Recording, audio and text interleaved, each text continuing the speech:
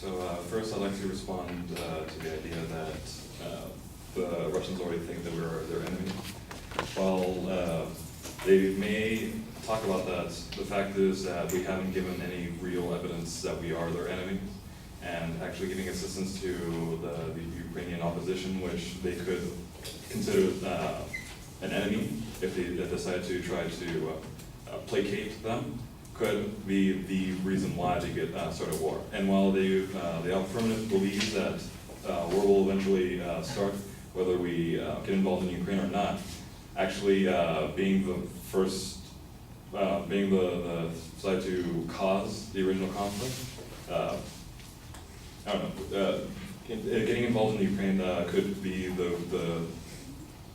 we shouldn't be the reason why we get into the conflict. Also, I'd like to make a correction about what we had meant with the use of the oil. A majority of Russia's oil is actually exported to Europe. It's about 77% of it.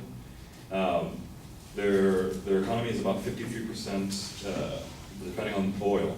So if there is an armed conflict that occurs, their economy would be very heavily damaged. The EU also loses its stand a lot. Like I said, 40% of their oil reserves come from Russia, and because of if a conflict were to occur, the shortages would cause also a major global or major economic crisis.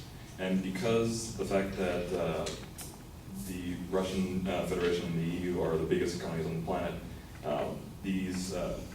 this can cause a collapse that could go through other major economies like China, which has close relations with both the Russians and the EU, and also the United States, who have relations with the EU and China. And so going to putting ourselves in a situation where we might start the conflict because we're afraid that they're going to start the conflict is not worth the risk of accidentally destroying the economy that is only barely just starting to recover from previous crises.